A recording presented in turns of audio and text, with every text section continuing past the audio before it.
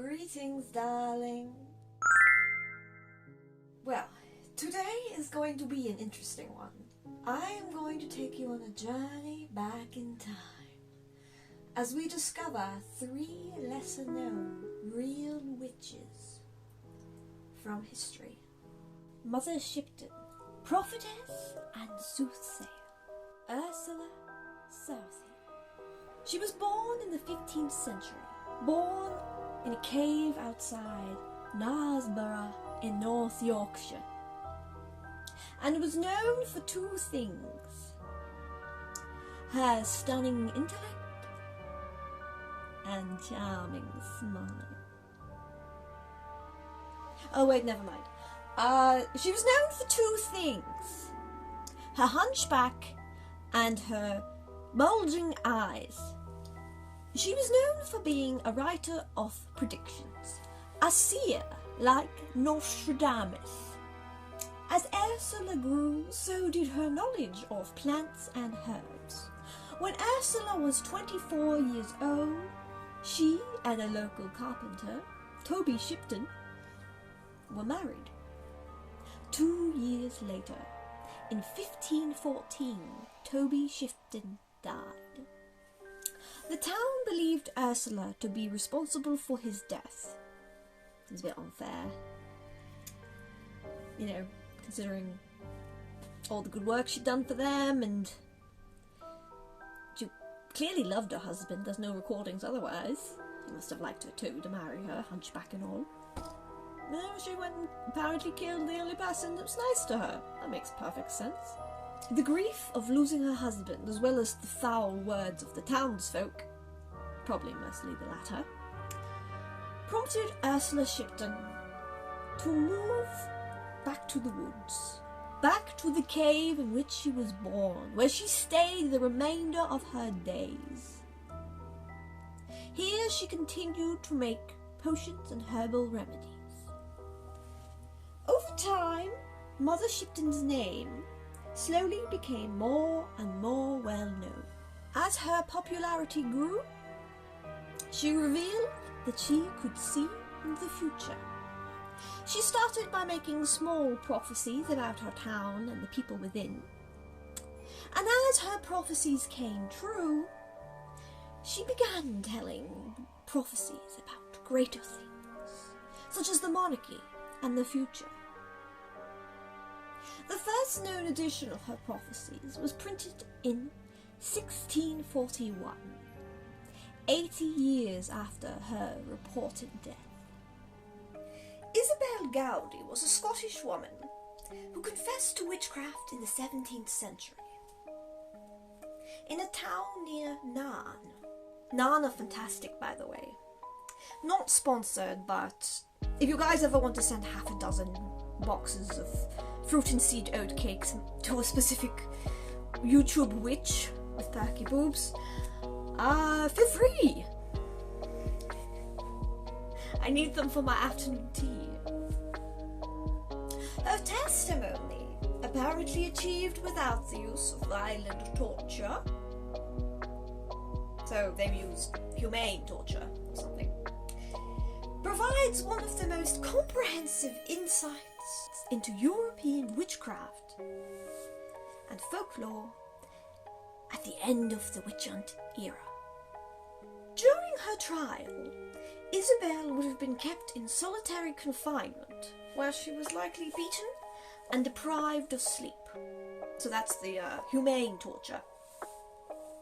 Isabel Gowdy had little or no education and was normal enough for peasants of the time, especially women. However, despite being unable to read or write, she possessed a good imagination and could express herself eloquently, despite the beatings. The 4 confessions she made over a period of 6 weeks included charms and rhymes. Here is one such example.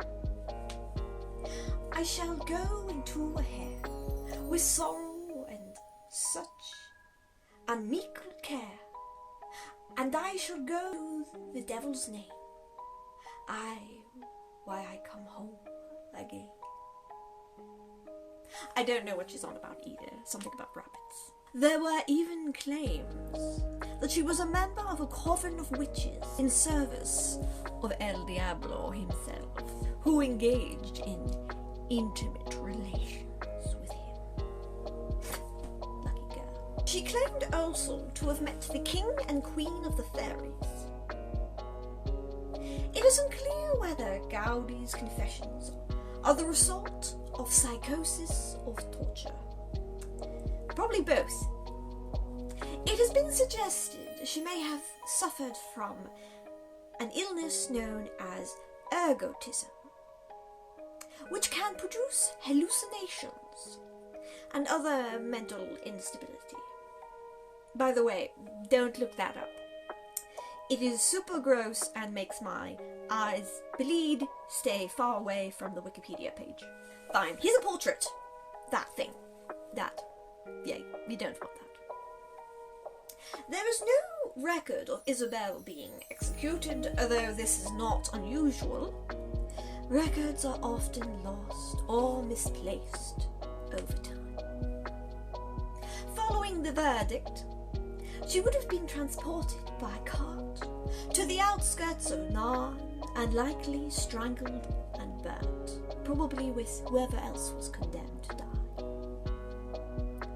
The execution would have been a public affair, with the whole community expected to attend.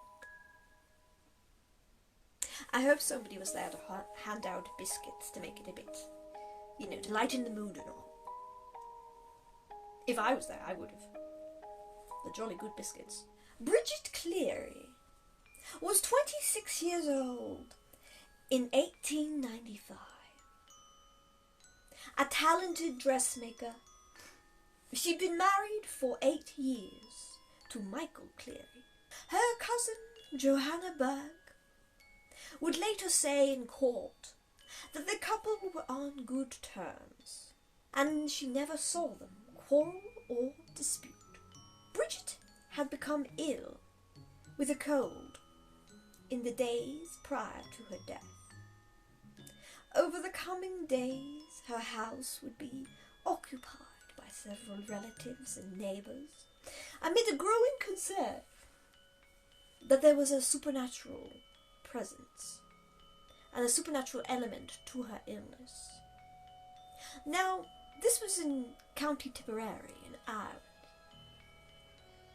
and at the time many superstitions were still very prevalent, and the belief in the wee folk still very much commonplace in the countryside. Relatives of Bridget Cleary were to become more convinced as the days passed that there was a fairy changeling in the house where the wife should be. I do not like where this is going. A fairy changeling was a duplicate put in place of a real person after they had been abducted by the fairies. As the days passed, Bridget's fever did not improve. By Friday the 15th of March, 1895, tensions were running high, with Michael repeatedly asking his wife who she was. According to records from the time, Michael repeatedly attempted to get her to say her name while asking her to eat 3 slices of bread. Or he could have just told her to lie down and have a rest. Like a normal person. When she did not reply to his 3rd time of questioning, he stripped her, doused her in oil, and set her alight. Hell's bells, that escalated. He shouted that it was not his wife, but a witch he was burning. There was confusion after the event, as members of the extended family were locked inside the house by Michael Cleary. Apparently nobody thought to stop him. Later that night, he got help in removing her body from the house and burying it nearby. Bridget Cleary's remains were to be found in the days following in a shallow grave close to the house. All the family members who had been trapped inside the house were arrested, but only the men involved were given sentences. Court records show Michael Cleary was sentenced to 20 years for his part in the murder.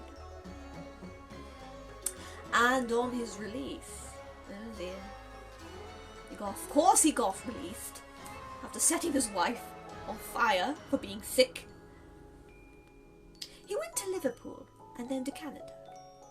So there's a happy ending here. He became Canada's problem. Well, that was suitably traumatic.